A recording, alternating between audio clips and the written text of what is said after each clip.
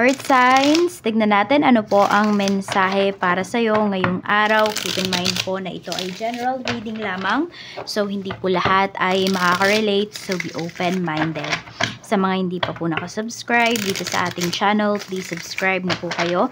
And pa-like na din po ng ating video. At sa mga nais pong mag-avail ng ating private readings, ng ating Evil Eye Amulet Necklace at ng ating Cures Bracelet, makikita nyo po yung link sa description box. Tarot Intentions by Aliana Reyes. We have 5 of Swords. Puro swords yung energy natin ngayon. Ha?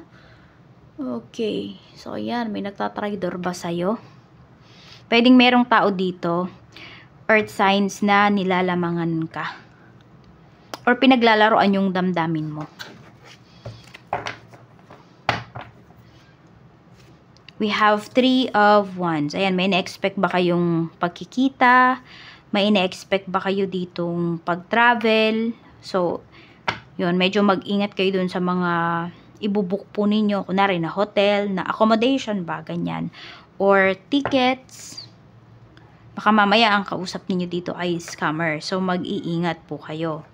We have Queen of Cups. Ayan, mukhang hindi mo sinunod yung kutob mo dito. Tignan natin ano pa yung mensahe. So, yun, meron kang hindi sinusunod dito. Yung iba sa inyo parang sobrang emotional ninyo ngayon.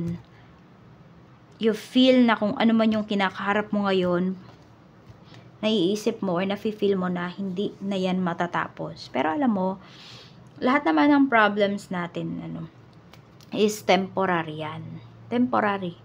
Even our life is temporary. 'Di ba? Hiram lang naman 'to. 'Di ba? Kaya ayun. Huwag kayo masyadong magpaka-negative. 'Di ba? Enjoy nyo yung life ninyo. Okay, there is another chance pagdating dito. Kung ano man yung na-miss po ninyo. Ano man yung pinagkait sa inyo dito. Meron tayo ditong the Devil. We have Page of Pentacles. Yan, saan nyo ba dinadala yung pera ninyo? Meron ba ditong nagsusugal? Or meron ba kayong kamag-anak? Meron yung partner mo ba? Yung asawa mo ba nagsusugal? Aba, mabigat sa life yan. Kasi meron nanluloko sa'yo dito because of money. Ayan. We have Ace of Wands. Parang wala kang kalaban-laban sa ginagawa sa'yo ng taong to. So, may panlilin lang talaga. Meron dito na nagte-take advantage sa'yo na hindi mo alam. Hindi ka aware. Ayan po. So, might as well talaga, ikaw yung mag-handle dito ng finances mo. Or, kung may kinikita ka, earth signs, wag mo nang ipaalam kung magkano ba yung kinikita mo. Meron kasi dito, 'di ba, pera mo. Pinaghirapan mo 'yan, pero ikaw yung hindi makahawak ng pera mo. Parang alam mo yung hindi ikaw yung nakakapag-enjoy ng money mo.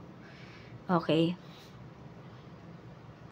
Parang ganito, nagbibigay ka sa isang tao, tapos yung tao na yon tumutulong siya sa iba.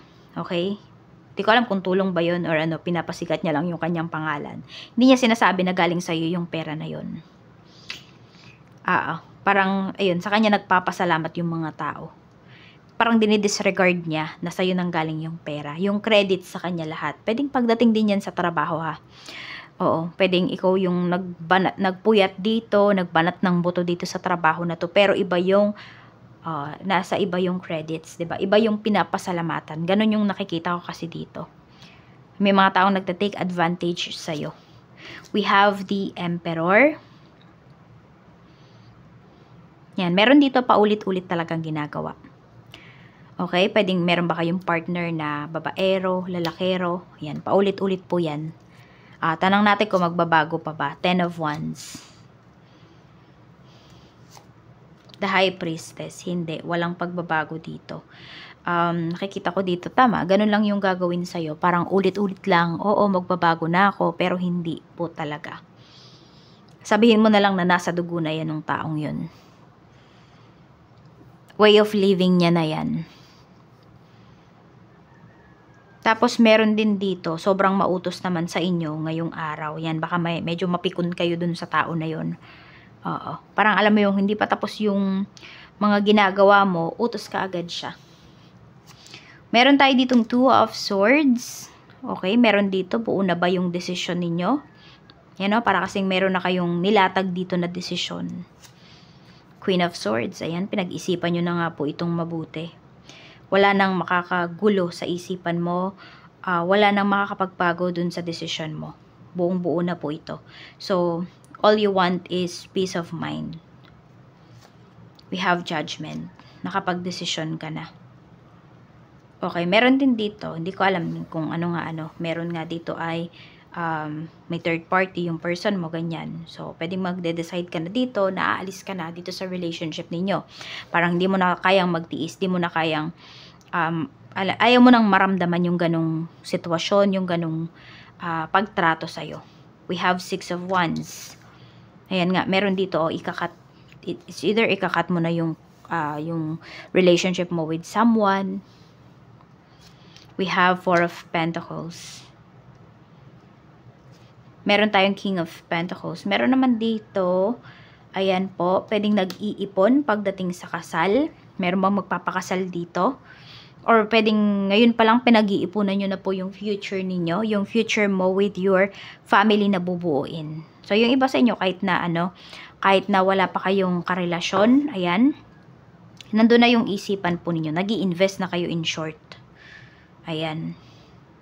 Tignan pa natin ano pa yung mensahe. Okay, tanong natin kung ito meron. Hindi ko alam kung may pagdududa ba kayo dito. Tignan natin yung kadil mo ba na nasa malayo, LDR kayo. Seryoso ba yan sa'yo? Seryoso po yan sa'yo. Ayan. 10 of Cups. Okay, seryoso sa'yo yung tao na yan. Nakadil mo. Tignan pa natin. Okay, so itong pupuntahan mo na to, bansa man to or sa ibang lugar, tingnan natin kung dapat mo bang i-pursue. Yes naman po, ayan. Yan, kung ito ay trabaho sa ibang bansa, pursue nyo po, ayan. Dito, mas mahahawakan mo na yung pera mo, mas mahahandle mo na siya. Pero kailangan mo lang maging matigas. Earth signs, kasi kung lalambot-lambot kayo dito, ay may magpaawa lang sa inyo, magbibigay na agad kayo. Okay. Tingnan pa natin ano pa yung mensahe.